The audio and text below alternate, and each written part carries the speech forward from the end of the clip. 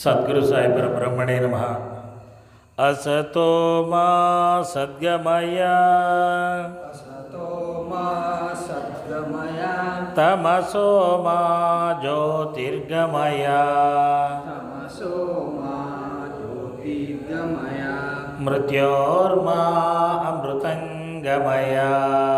ज्योतिर्मा अमृतङ्गमय సాయి బంధువులరా, ఈరోజు మకర సంక్రాంతి పర్వదినం.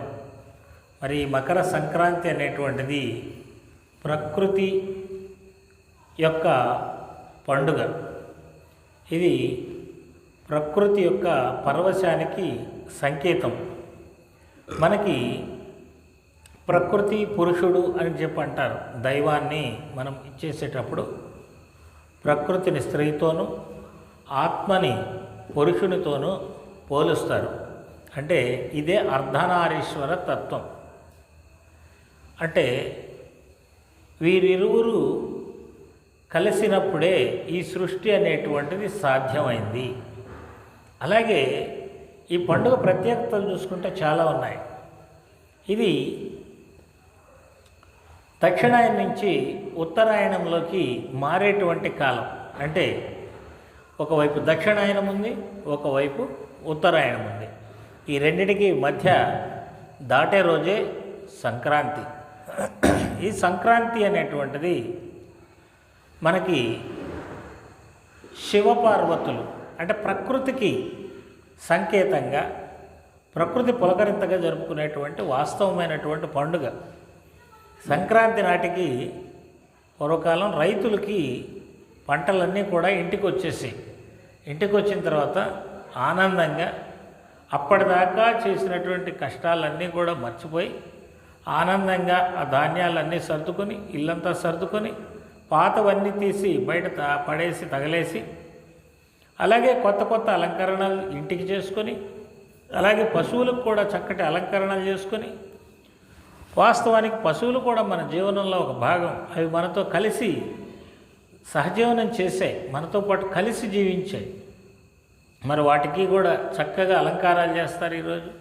అసలు ఈ సంక్రాంతి పండగ అంటేనే మిగతా పండగలన్నీ ఒక ఎత్తు అయితే, దాదాపు నెల రోజుల నుంచి చలికి లేచి ముగ్గులు పెట్టుకోవటం, ఇది నిజానికి మనకు ఒక చిత్రకళ. ప్రతి ఒక్క మహిళ కూడా చిన్నప్పటి నుంచి కూడా చిత్రకళ అనేటువంటిది నేర్చుకుంటుంది. దీంట్లో ఎంతో ఏకాగ్రతను పెంపొందించుకునేటువంటి అవకాశం ఉంది. అలాగే వాటిల్లో గొబ్బిళ్ళని చెప్పి పెట్టి వాటిని పూలతో అలంకరించటం, అలాగే ఈ సందర్భంలోనే హరిదాసులు కీర్తనలు చేసుకుంటూ రావటం, అలాగే గంగిరెద్దులు చక్కగా ఆటలాడటం. అంటే పంటలు ఇంటికి వస్తూ ఉంటాయి, అందుకని అందరూ వస్తారు. పూర్వకాలం ఏంటంటే ఈ అమ్ముకోవడాలు, ఈ గొడవలంతా లేవు కదా.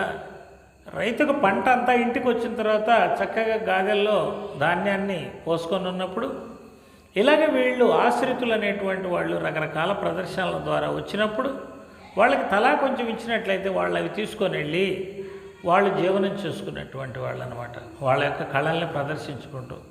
అలాగే పరమశివుడు, నిజానికి పరమశివుని తత్వాన్ని కనుక గమనించినట్లయితే శివపార్వతులు, మరి శివుడిని కనుక మనం చూసినట్లయితే ఈ రైతుకు ఆయన కావాల్సినవన్నీ కూడా ఈ శివపార్వతులే మొత్తం అందజేస్తారన్నమాట. ఎలాగా అని అంటే, స్వామి పంట పొలాలకు నీళ్లు లేవు అంటే, పర్వాలేదురా నాయన, ఇదిగో గంగాదేవి అని గంగని ప్రవహింపజేస్తాడు తన శిరస్సు మీద నుంచి. అలాగే మరి దున్నుకోవడానికి ఎలాగా, నాకు నాగలి ఏం కావాలంటే, ఇదిగోరా నాయన ఈ త్రిశూలాన్ని నాగలిగా మలుచుకొని దున్నుకోను చక్కగా.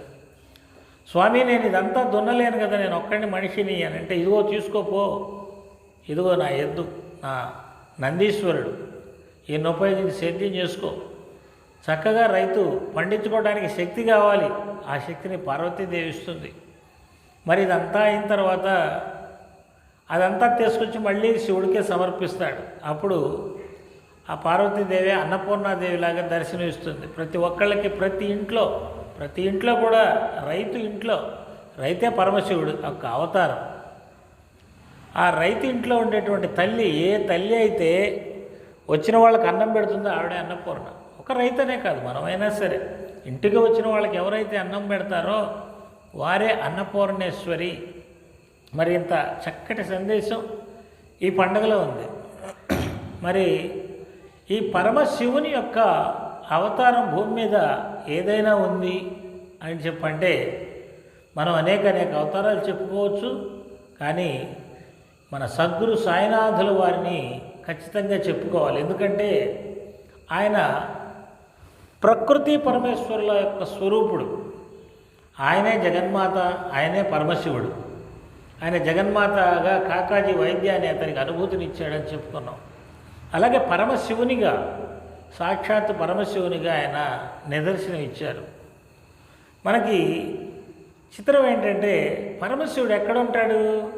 ఆయన చూస్తే ఒంటికి బూడిద పూసుకొని ఆ ఒళ్ళంతా ఈ యొక్క ఏనుగు చర్మం చుట్టుకుని ఆ పాములు మెడలో వేళ్లాడుతూ ఉంటే ఆయన ఎక్కడో కైలాసం మీద కూర్చుని తపస్సు చేసుకుంటూ ఉంటాడట.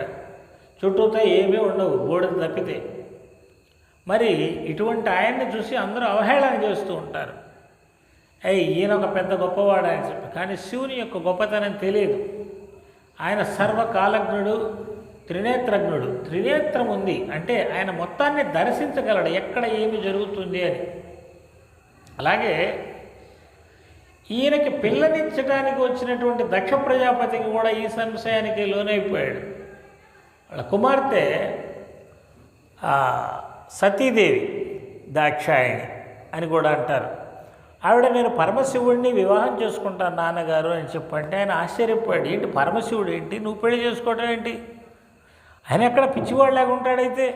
ఆ జటాజోటాలు ఏంటి, ఆ జుట్టు సరిగా తలకి తలదూకోడు, తలస్నానం చేయడు, ఆ నూనె రాసుకోడు, ఒంటికి స్నానం ఎప్పుడు చేస్తాడో తెలియదు, ఆ బూడిదేంది, అయ్యయ్యో ఏమిటి నువ్వు మాట్లాడేదని చెప్పి ఆమెను మందలించాడు. కానీ పరమశివుని యొక్క గొప్పతనం ఎవరికి తెలుస్తుంది? భక్తులకే తెలుస్తుంది. కాబట్టి ఆమె నేను మాత్రం ఆయన్నే వివాహం చేసుకుంటాను అంది.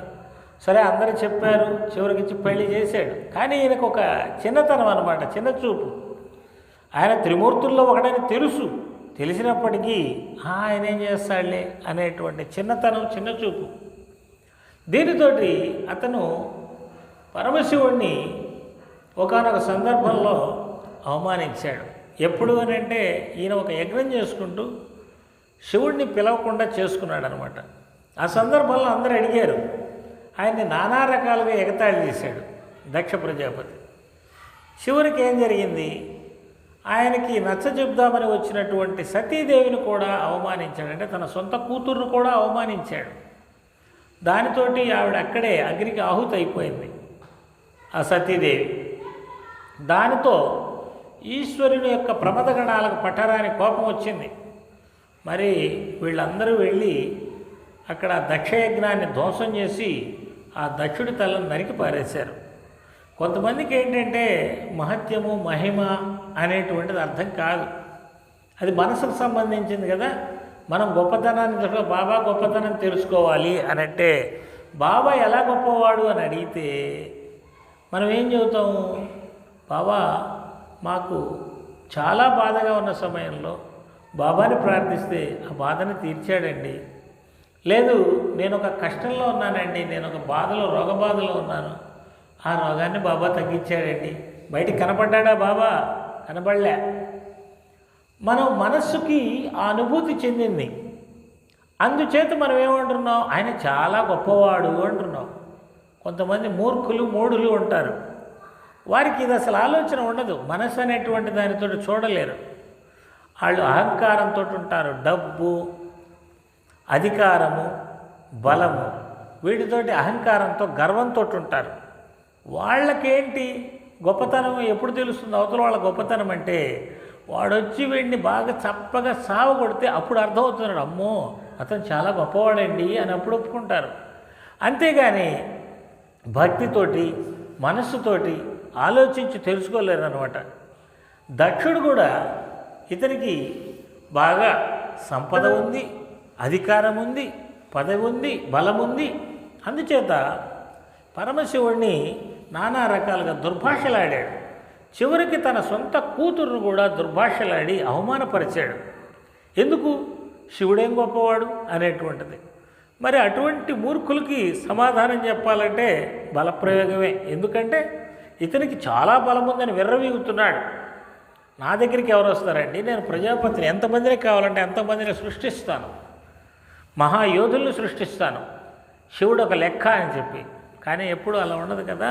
ప్రమథగణాలు అందరూ వచ్చేసారు, పడి ఆ యజ్ఞవాటికను ధ్వంసం చేసి దక్షుడి తలని పూర్తిగా నరికి పారేశారు. మరి ఆ తర్వాత అందరూ వచ్చి బదిలాడితే ఆయనకి ఏదో ఒక పశువు ముఖాన్ని తీసుకొచ్చి, మేక ముఖాన్ని తీసుకొచ్చి, మేక తలకాయని తీసుకొచ్చి పెట్టారన్నమాట. అప్పుడు బుద్ధి వచ్చింది. అప్పుడు పోయింది కదా అహంకారం, అందము గిందం అంతా పోయింది. అద్దంలో చూసుకుంటే మేక తలకాయతో కనపడతా ఉన్నాడు. అప్పుడు బుద్ధి వచ్చేప్పుడు కాళ్ళ మీద పడ్డాడనట. అలాగే కొంతమంది భగవంతుని యొక్క శక్తిని మనస్సు ద్వారా గ్రహించలేని వాడికి చేతితోటే సమాధానం చెప్తాడు భగవంతుడు కూడా. అవకాశం వస్తుంది వాళ్ళకి బుద్ధి చెప్పడానికి. అలాగే సాయినాథుల వారి యొక్క గొప్పతనాన్ని షిరిడీలో అనేక మంది గ్రహించి వారిని సాక్షాత్తు దైవాంశ స్వరూపులుగా భావించి అందరూ పూజ చేస్తూ ఉన్నారు. ఆయన భగవదంశ అనేటువంటిది ఎలా తెలుస్తుందండి? ఎలా తెలుస్తుందంటే ఆయన దగ్గరికి వెళ్ళి గ్రహించిన వాడికి తెలుస్తుంది. ఉదాహరణకు అక్కడ ఒక మనిషి సెంటు కొట్టుకొని కూర్చున్నాడు అనుకుందాం.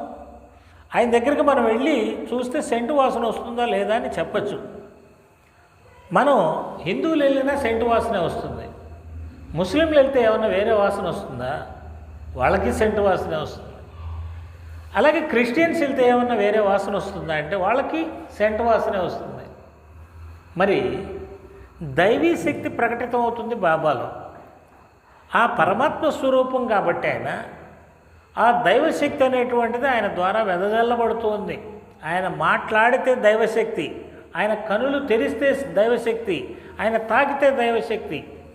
మరి అంత దైవశక్తి అలా ఉన్నప్పుడు నాకు మనం అనుకున్నట్లు ఒక హిందూ వెళ్ళి కరెంటు స్విచ్లో వెళ్ళి పెట్టినా షాక్ కొట్టుద్ది, ముస్లిం వెళ్ళి పెట్టినా కొట్టుద్ది, క్రిస్టియన్ వెళ్ళి పెట్టినా షాక్ కొట్టుద్ది. కాబట్టి ఆ కరెంటుకి మతం ఏంటిది అని అంటే ఏం చెబుతాం? ఎవరినైనా షాక్ కొట్టుద్ది. లేదు ఎవడు లైట్ వేసినా వెలుగుద్ది. ఈ మతపోడు వేసాడు అని ఎలక్కుండా ఉండదు. అలాగే బాబా వారి దగ్గరికి వెళ్ళినప్పుడు ఈ మతం ఆ మతం అని లేదు. ప్రతి ఒక్కళ్ళకి కూడా ఆయన దైవత్వం అనేటువంటిది అనుభూతి చెందారు. ఆయన ప్రేమను అనుభూతి చెందారు. హిందువులు వెళ్ళారు, రాముడు భక్తులు వెళ్ళారు, వాళ్ళకి రాముడిలాగా దర్శనం ఇచ్చాడు. ఏంటంటే ఆయన దైవం. నువ్వు ఏ రూపంలో చూస్తే ఆ రూపంలోనే కనపడుతుంది. అద్దం లాంటిది అనమాట. అద్దంలో నువ్వు వెళ్ళి చూసినప్పుడు నీ రూపమే కనపడుద్ది. మీ అబ్బాయి వెళ్ళి చూసినప్పుడు మీ అబ్బాయి రూపం కనపడుతుంది. మీ అమ్మాయి వెళ్ళి చూసినప్పుడు మీ అమ్మాయి రూపం కనపడుతుంది. ఇదేంటి ఎవరు వెళ్ళి కనపడితే ఆ రూపమే కనపడుతుంది అని అంటే ఏం చెప్తాం? ఆయన పరమాత్మ స్వరూపం. కాబట్టి ఇక్కడ సాయిబాబా వారి దగ్గరికి ఈశ్వర భక్తులు వెళ్ళినప్పుడు ఈశ్వరుడుగానే కనపడ్డాడు. అల్లాకో భక్తులుగా వెళ్ళినప్పుడు, ముస్లింలు వెళ్ళినప్పుడు వాళ్ళకి అల్లాలాగానే కనపడ్డాడు. లేదు క్రిస్టియన్స్ వెళ్ళినప్పుడు వాళ్ళకి జీసస్ లాగానే కనపడ్డాడు. ఎందుకు కనపడతాడండి అంటే మతం అనేటువంటిది మనం గీసుకున్న చట్రం, అది భగవంతుడికి వర్తించదు. ఇప్పుడు ఒక ఆయన కలెక్టర్ అయిపోతాడు. కలెక్టర్ అయిన తర్వాత ఆయన హిందువులకు కలెక్టరా, క్రిస్టియన్స్ కలెక్టరా, ముస్లింలకు కలెక్టరా అంటే ఇది ఎవడరా మూర్ఖుడిలాగా ఉన్నాడు అనుకుంటాం. కలెక్టర్ అంటే అందరికీ కలెక్టరేనండి. జిల్లా కలెక్టరు ఈ మతాల వాళ్ళే కాదు, ఇంకా కొత్త మతాలు ఏ వాళ్ళన్నా వచ్చినా వాళ్ళకు కూడా ఆయన కలెక్టరే. ఇది అర్థం చేసుకోలేరు కొంతమంది. అర్థం చేసుకోలేక మతము మతము మతము అని కొట్టుకులాడి జీవితాంతం వాళ్ళు మానసిక వేదనను అనుభవించేది కాక వాళ్ళ చుట్టూరు ఉన్న వాళ్ళకు కూడా వేదనని పంచుతూ ఉంటారనమాట కొంతమంది. వాళ్ళని అలా గుర్తుపట్టచ్చు. మనం వాళ్ళ దగ్గరికి వెళ్ళినా, వాళ్ళతో మాట్లాడినా మన మనసంతా వికలమైపోతుంది. జీవితం మీద విరక్తి పుట్టేటట్లు చేస్తారనమాట. మనసంతా బాధ వచ్చేస్తుంది. సో ఇలాంటి చేసే వాళ్ళందరూ కూడా ఈ పాషండవాదులు, అసురీ గుణాలు కలిగినటువంటి, తమో గుణాలు కలిగినటువంటి మూర్ఖులు అని మనం అర్థం చేసుకోవాలి. ఇలాగా బాబా దగ్గర మహిమని కొంతమంది చూస్తుంటే కొంతమంది మాత్రం ఆయన ముస్లిం అని ఒక పైత్య ప్రేలాపన చేస్తూ ఉండేవాళ్ళు అనమాట. ఎందుకంటే ఏదో ఒక రాయి వేయాలి కదా అంచేత. సరే, బాబా వారి దగ్గర హరివినాయక సాఠే అనేటువంటి ఓ భక్తుడు ఉన్నాడు. ఆయన ఎవరో తెలుసా? Sub collector. ఆయన బాబా గారి దగ్గరకు వచ్చిన తర్వాత ఆయనకి మామూలుగా భార్య చనిపోయింది, సంతానం ఆడపిల్లలు ఉన్నారు. అయితే ఇతనికి 50 సంవత్సరాల వయసు ఉంది కాబట్టి ఇక మళ్ళీ పెళ్లి ప్రయత్నాలు ఏం చేయలే పాపం. కానీ ఒకళ్ళు వచ్చి మా అమ్మాయిని చేసుకోమని ఎదురు వచ్చి అడిగారు అనమాట. అప్పుడు ఆయనకి బాబా దగ్గరికి వెళ్ళాక ఒక నమ్మకం ఏర్పడింది, నేను పెద్దవాడిని కదా, చేసుకోవాలా వద్దా అని చెప్పి బాబా అనుమతిస్తే చేసుకుంటాను, మీరు వెళ్ళి బాబాని అడగండి అని చెప్పాడు. చూడండి, ఈయన శివభక్తుడు. సో వెళ్ళి అడిగితే ఆయన చేసుకోమని చెప్పాడు. ఇవ్వండి, సాటెక్కించి పెళ్లి చేయండి అని చెప్పాడు. సరే, ఉద్యోగం కదా, అమ్మాయి పిల్లలు బాగుపడతారు అని చెప్పి సరే పెళ్లి చేసుకున్నాడు. అతనికి ఒక అబ్బాయి కూడా పుట్టాడు. చాలా సంతోషపడ్డాడు. ఆ తర్వాత ఆయన అక్కడ ఆ వేప చెట్టు ఉంటుంది షిరిడీలో, అక్కడ ఒక సత్రాన్ని నిర్మించాడు, సాఠేవాడ అని చెప్పి. ఆయనకి బాబా అంటే చాలా ఇష్టం. ఆయన రిటైర్ అయిన తర్వాత పూర్తిగా షిరిడీలోనే ఉండాలి అని చెప్పి కూడా అనుకొని ఆయన ఒక సత్రం కట్టుకొని దాంట్లో రూమ్ కూడా కట్టుకున్నాడు అనమాట. ఆ కాలంలో అండి, చూడండి, కరెంట్ లేదు, లైట్ లేవు, ఏం లేవు ఆ పల్లెటూళ్ళలో, కానీ అక్కడే ఉందాం అనుకున్నాడు. అయితే ఈయన ఎక్కడో బొంబాయిలోనూ ఎక్కడో ఉండేటువంటి వాడు.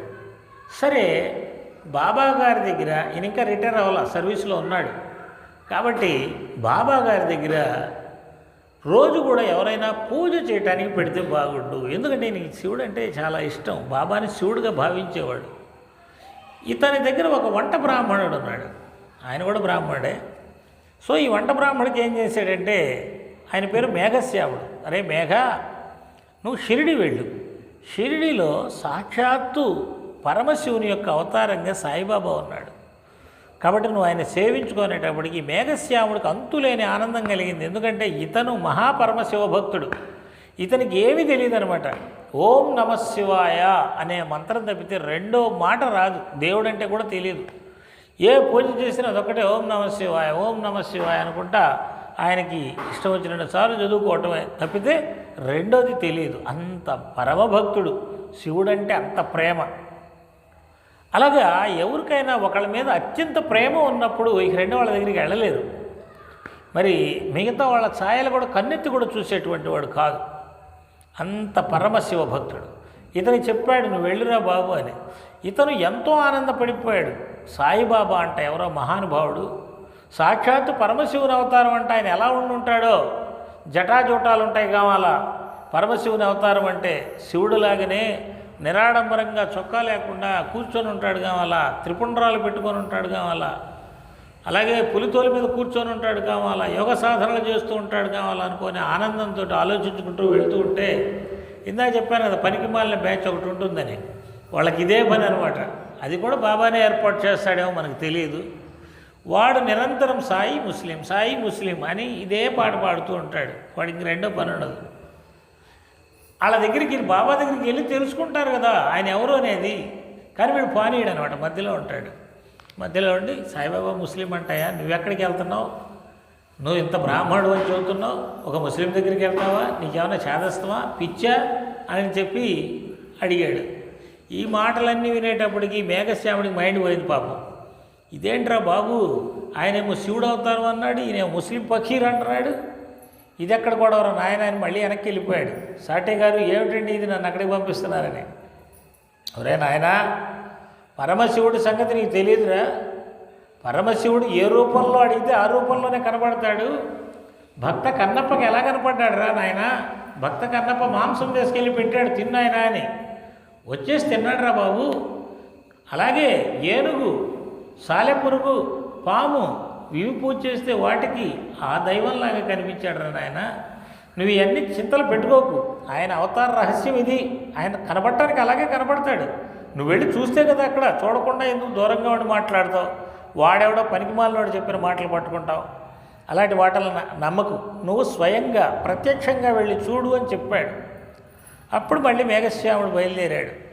బయలుదేరి వెళ్ళేటప్పటికి షిరిడికి మరి లోపలికి వెళదాం అనుకునేటప్పటికి ద్వారకామాయ మసీద్ దగ్గరికి వెళ్ళి సాయిబాబా గట్టిగా కేకలేసాడు అనమాట. అగో వెళ్ళిపో ఇక్కడి నుంచి, ఇక్కడుంది ఫకీరు, ఎందుకు వచ్చావు, నీ మడంతా పోద్ది, ఆ సాటేకి పిచ్చెక్కిందో ఏమో, ఈ వ్యధం తరిమేయడు ముందు ఇక్కడి నుంచి అని గట్టిగా కేకలేశాడు. దీంతో మేఘశ్యాముడికి పాపం మైండ్ బ్లాక్ అయిపోయింది. ఇదేంట్రా బాబు, నేను రావాలా వద్దా అనుకుంటుంటే ఈయన ఎలా చెప్తా ఉన్నాడు, మా సాటే గారు అప్పట్లో ఫోన్లు లేవు కదా, మరి ఈయనకి ఎలా తెలిసింది అని ఆశ్చర్యపోయాడు. ఏం చేయాలో అర్థం కాలేదు, క్రిందనే కూర్చున్నాడు. మనశ్శాంతించలా. అందరూ వస్తున్నారు, హారతులు ఇస్తున్నారు, పూజలు చేస్తున్నారు, రకరకాలు చేస్తున్నారు. కానీ ఈయనకేం అర్థం కాలేదు. ఏమిటి పకీర్ను కూర్చోబెట్టారు, పూజలు చేస్తున్నారు, ఏమిటి ఇక్కడ ఏం జరుగుతుంది? లేదు మనశ్శాంతిగా ఉండాలంటే నేను త్రయంబకం వెళ్ళాలని చెప్పి అక్కడి నుంచి బయలుదేరి త్రయంబకం వెళ్ళాడు. అక్కడ కొద్ది రోజులు ఉన్నాడు పాపం. కానీ అస్సలు మనశ్శాంతి లేదు. ఆ షిరిడీలో ఉన్నప్పుడే బాగుంది అనిపించింది. ఇక మళ్ళీ వెనక్కి తిరిగాడు, మళ్ళీ షిరిడీ వచ్చేసి బాబా ఇంక మసీదులోకి రావద్దన్నాడు కదా, దూరంగానే కూర్చోవటం మొదలుపెట్టాడు. అసలు అలా కూర్చుని బాబాని చూస్తూ ఉంటే అతను మైమరిచిపోతూ ఉన్నాడు. ఆయనలో ఇతనికి శివుడే కనబడుతున్నాడు అనమాట. ఈ పకీరా మసీదా ఏంటి అనేది అసలు అర్థం కావట్లా. బ్రహ్మాండంగా ఘంటానాదాలతోటి హారతులు ఇస్తున్నారు, పరమశివుడిని ఆరాధించినట్లు అందరూ కూడా ఆరాధిస్తూ ఉన్నారు. ఇక ఈయనకి ప్రేమావేశం ఎక్కువైపోయింది. ఆనందంతో అందరూ వీళ్ళు దండాలు పెడుతుంటే ఈయన తనకు తెలియకుండానే నేరుగా వెళ్ళిపోయాడు పైకి, ఆ ద్వారకామాయి మసీదులోకి. ఎవరు ఒడ్డు చెప్పలేదు, బాబా కూడా ఏమనలేదు. వెళ్ళిపోయి నేరుగా వెళ్ళి కాళ్ళకు దండం పెట్టుకున్నాడు. అందరితో పాటు మేఘాన్ని కూడా ఆశీర్వదించాడు. తర్వాత అనుకున్నాడు, అయ్యయ్యో నేనేంటి వచ్చేసాను, బాబా కూడా నన్ను అరవలేదే, ఏంటి విచిత్రం అని. గతంలో ఎందుకు అరిచాడు, ఇప్పుడు ఎందుకు అరవలేదు? గతంలో నీ మనసులో సంశయం ఉంది. ఎక్కడైతే సంశయం ఉంటుందో అక్కడ భగవంతుడు ప్రత్యక్షం కాడు. ఇది గుర్తుపెట్టుకోవాలి. సంశయాత్ముడికి నిష్కృతి లేదు అని భగవద్గీత చెప్తా ఉంది. ఉన్నాడా లేడా, అవునా కాదా అనే సంశయం వద్దు. నీకు తెలియదు అనుకో, అడిగి తెలుసుకో ఇది ఏమిటి అనేటువంటిది. పూర్తిగా సంశయాలన్నీ తొలగిపోయిన తర్వాత అప్పుడు నమ్ము. బాబాగారు ఏం చెప్పారు, నువ్వు నన్ను నమ్మమని చెప్పవల, కళ్ళు మూసుకుని నువ్వు పరీక్షించుకున్న తర్వాతనే నీ మనసు శాంతిస్తేనే నమ్ము అని చెప్పాడు. ఒకళ్ళు నమ్మలేదనుకో వదిలేసి, అంతేగాని సంశయంతో మాత్రం ఉండద్దు ఇది అవునా కాదా అని. బాబా ఇతని మేఘశ్యాముని మనసులో ఉన్న సంశయాలన్నీ ఎగిరిపోయాయి. అందుకని చెప్పి బాబాగారు అతన్ని ఆశీర్వదించారు. ఇక ఆ రోజు నుంచి ప్రతిరోజు వెళ్తూ ఉన్నాడు. చక్కగా వెళ్ళి బాబాగారికి నమస్కారం చేసుకుంటున్నాడు, పూజ చేసుకుంటున్నాడు. ఇప్పుడు ఆయన కూడా పూజా పళ్ళెం తీసుకొని అన్ని గుళ్ళకి తిరుగుతున్నాడు. ఎందుకంటే గతంలో ఓం నమ శివాయ అనేది మాత్రమే చేసేవాడు, ఇప్పుడు కూడా అదే చేస్తున్నాడు. కానీ అన్ని గుళ్ళకి వెళ్తున్నాడు. కొంతమంది ఛాదస్థం ఏంటంటే, ఈ మధ్య కొంతమంది ఉన్నారు, వాళ్ళు శివుడి పేరెత్తడానికి కూడా ఒప్పుకోవటం లేదు. ఎంత ఆశ్చర్యం చూడండి. బొట్లు నిలువుగా పొడవుగా పెట్టుకుంటారు, లాభమే ఉంది. శివుడి ఫోటో ఎవరింట్లో అన్నా ఉంటే వాళ్ళ ఇంటికి వస్తే తీసి అవతల పారేయండి అని చెప్తూ ఉంటారంట. అలాగే కొంతమంది ఛాందసులైనటువంటి శైవాన్ని చేసేవాళ్ళు విష్ణువుని మీరు పూజ చేయకూడదు అంటారు. ఇటువంటిది నిజమైన భక్త మనం ఒకసారి ఆలోచించాలి. ఇలాంటి వాళ్ళు కొంతమంది ఉంటారనమాట. ఇప్పుడు కూడా కొంతమంది, మొన్న ఒకసారి ఒక అమ్మకి ఫోన్ చేస్తే, అయ్యా ఏం చెప్పమంటావు, ఒక ఆవిడ ఎవరో వచ్చింది, నిలువు బొట్టు పెట్టుకుంది, ఏదో పూజ చేద్దు రామ్మ అని పిలిచారట.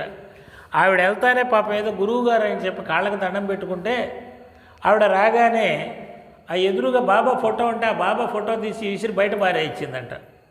లోపలికి వెళ్ళి శివలింగం బొమ్మ ఉంటే శివలింగం ఉంటే దేవుడి దగ్గర అది కూడా తీసి బయట పారేయించిందంట. అయ్యో ఎవరు ఎందుకు పిలిచాము, ఇదెక్కడ మహాపాపంరా బాబు అని చెప్పి వాళ్ళు చాలా బాధపడ్డారట. ఆవిడ మాతాజీగా నెల్లూరు దగ్గర ఉంటారు, చెప్పారనమాట. అంటే మరి బొట్టు పెట్టుకున్నంత మాత్రాన వస్తుందా మనకి? అలాంటి మూఢత్వం మూర్ఖత్వం అనేటువంటిది బాబాగారు ఒప్పుకోరు. అంచేత ఇతను విఠలుడు గుడికి కూడా వెళ్ళేవాడు. విఠలుడు అంటే ఎవరు? విష్ణుమూర్తి యొక్క అవతారం కదా. అలా అన్ని గుళ్ళకి వెళ్ళి పూజ చేసుకొని వచ్చి లాస్ట్లో బాబాకి పూజ చేసేవాడు.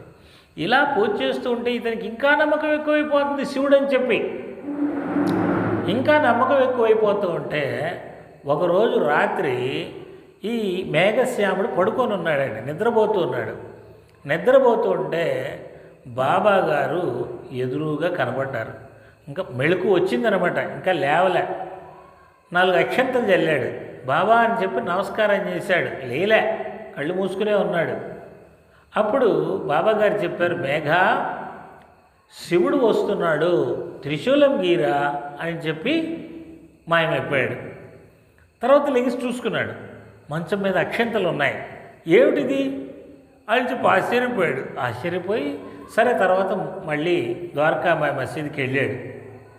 వెళ్ళి బాబా అని కాళ్ళు పట్టుకున్నాడు. పూజ అయిపోయిన తర్వాత ఏ మేఘ అని చెప్పి అడిగాడు. బాబా, నువ్వు నాకు తెల్లవారుజామునే కల్లోకి వచ్చి త్రిశూలం గీయమన్నావు బాబా గోడ మీద అని చెప్పన్నాడు. పిచ్చివాడా, కళ్ళలోకి రావడం ఏంట్రా, నేను స్వయంగా వచ్చాను అన్నాడు. అదేంటి బాబా, తలుపు వేసి గడిపెట్టింది అని చెప్పన్నాడు. నువ్వు నన్ను ఏమనుకుంటున్నావురా బాబు, నాకు తలుపులు కానీ కిటికీలు కానీ అడ్డు కావు. నేను ఎక్కడికైనా రాగలను, నేను అంతటిలోకి ప్రవేశించగలను, నేను అంతటా వ్యాపించి ఉన్నాను. నేను సాయి అంటే ఈ 3 మూలల శరీరం అనుకుంటున్నావేమో, కాదు, గుర్తుపెట్టుకో. నువ్వు ప్రశాంతంగా వెళ్ళి త్రిశూలం గీయి అని చెప్పాడు. సరే, ఇతను త్రిశూలం గీశాడనమాట. ఒక 2-3 రోజుల్లో పూర్తయింది. త్రిశూలం పూర్తయిపోయింది. అయిపోతానే బాబా దగ్గరికి సంతోషంగా వెళ్ళాడు. వెళ్ళి బాబా త్రిశూలం గీయడం పూర్తయిపోయింది అని చెప్దామని ఇతను వెళ్ళే లోపలే ఆశ్చర్యం చూడండి, బాబా యొక్క మహిమలు ఎలా ఉంటాయో. ఆ రోజు ఒక భక్తుడు ఎవరో వచ్చి బాబాకి ఒక శివలింగాన్ని బహుకరించారు. శివలింగాన్ని ఆయనకి ఇచ్చి నమస్కారం చేసుకున్నారు. శివలింగం ఆయన చేతుల్లో ఉంది. ఇక మేఘశ్యాముడు అంతలోకి ఆనందంగా వచ్చాడు, బాబా త్రిశూలం అయిపోయిందని చెప్పి. అప్పుడు నవ్వుతూ, ఇదిగోరా మేఘ, శివుడు వచ్చేసాడని చెప్పాడు. అసలు ఇంకా ఎలా ఉంటుందో చూడండి మీరు ఒకసారి ఆనందం. అంటే ఆ రకంగా మనం ఇష్టపడే దైవాల్ని ఆ రకంగా సాక్షాత్కరిస్తే మరి బాబాని శివుడు అంటామా, ఇంకేదన్నా అంటామా? అది చూస్తానే మేఘశ్యాముడికి కళ్ళ వెంట నీళ్లు కారిపోయినాయి అనమాట.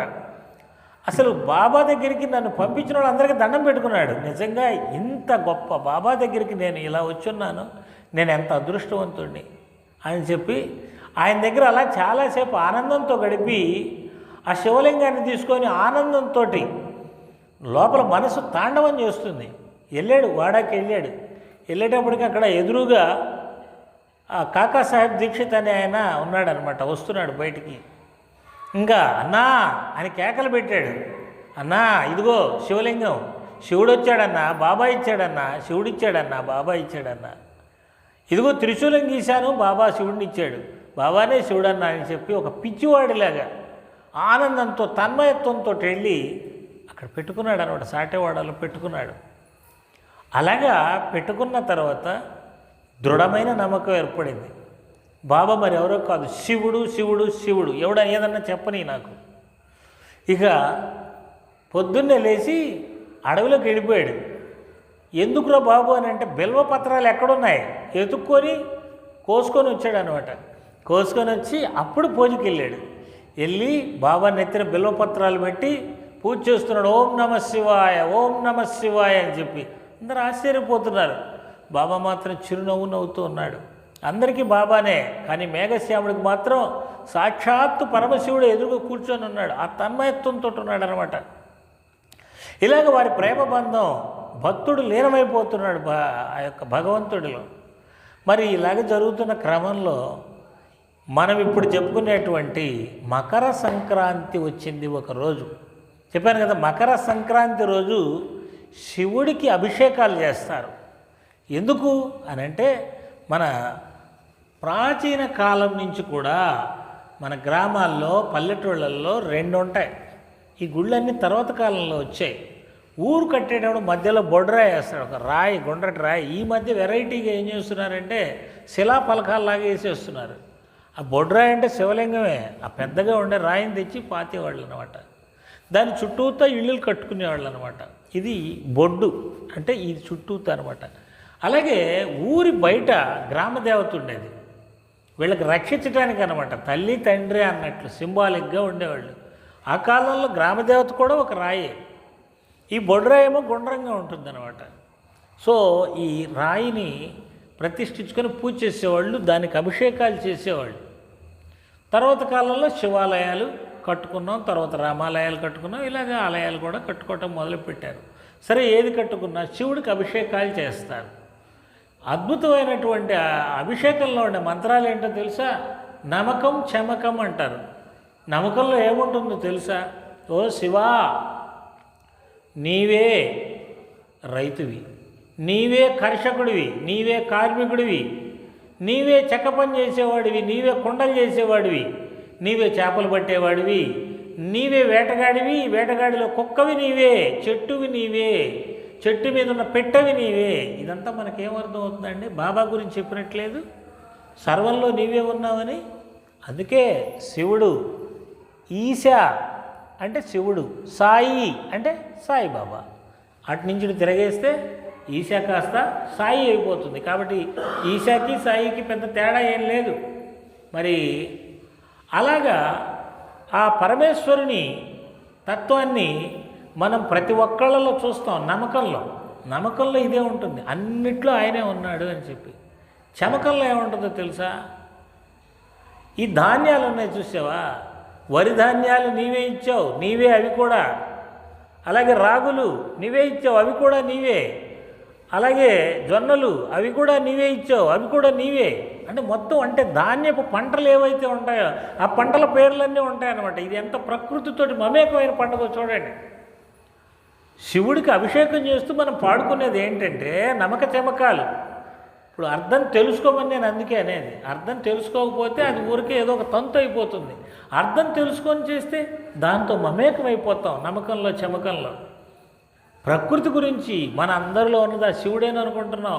మనకిచ్చే ప్రతి ధాన్యము గింజ, అలాగే ప్రతి లోహం, మనం బంగారము వెండి ఇవన్నీ చేసుకుంటాం కదా, అవి కూడా నీవే ఇస్తున్నావు అని భగవంతుని ఆరాధన. అంటే మనం వాడుకునే ప్రతి వస్తువు కూడా నువ్విచ్చిందేననేటువంటి భావనతోటి మనం ఆయన పూజ చేస్తూ ఉన్నాం.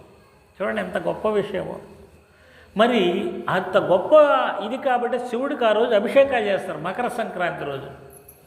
మరి మేఘశ్యాముడికి బాబా శివుడు కదా, ఆయనకి ఏం రాదు, నమ్మక చమకాలు రావు. కానీ ఓం నమ శివాయ అంటూ అభిషేకం చేయాలి.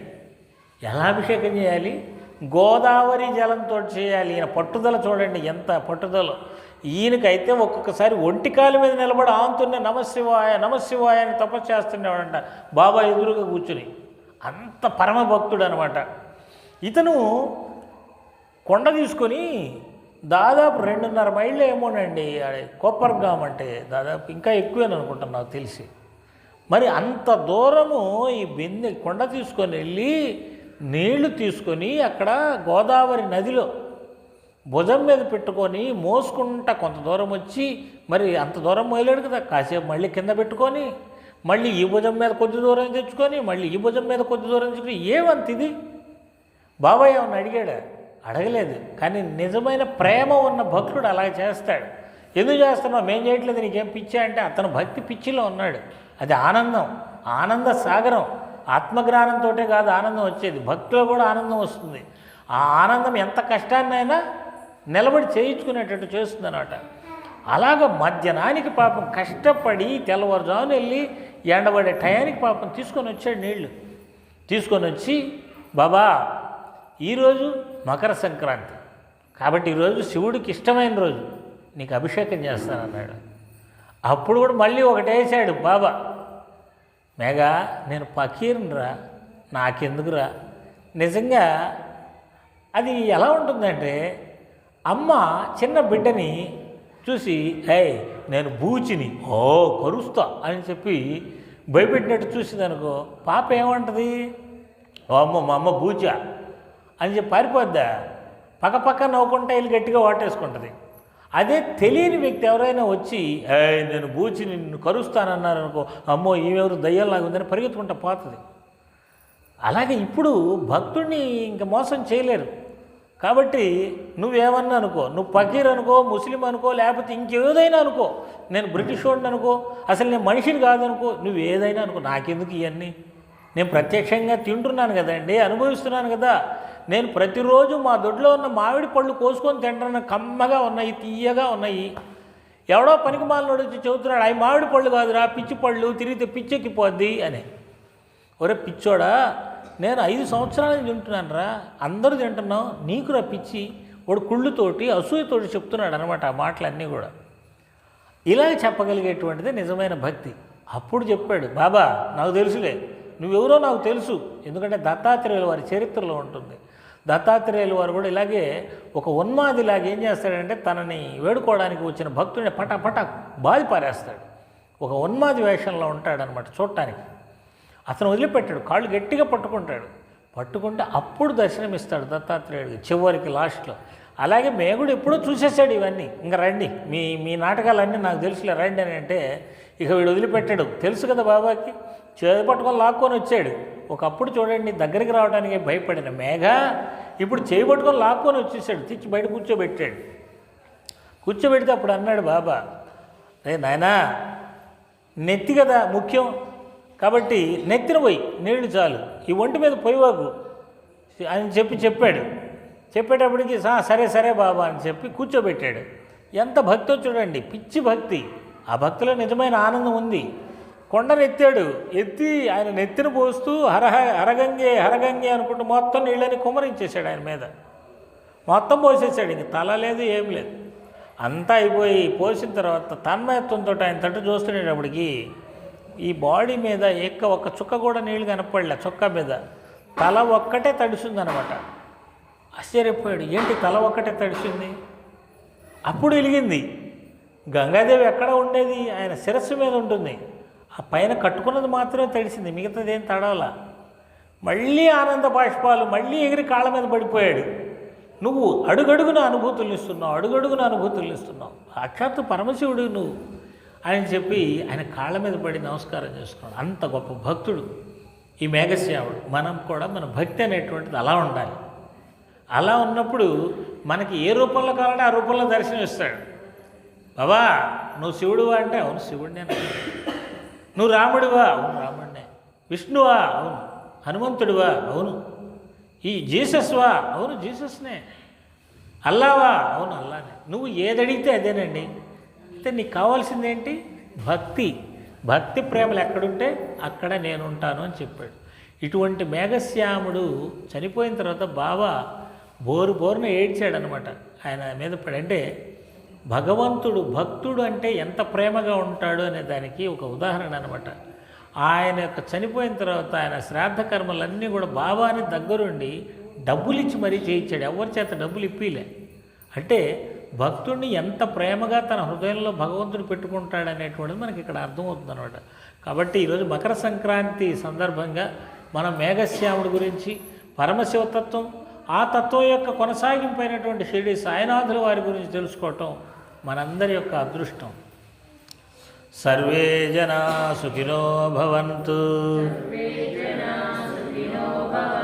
లోకా సమస్తా సుఖినో భవంతు, సమస్త సన్మంగళాని భవంతు, సత్య దిగ్విజయ ప్రాప్తిరస్తు, ధర్మ దిగ్విజయ ప్రాప్తిరస్తు, శాంతిరేవ శాంతిరస్తు. ఓం శాంతి శాంతి శాంతి.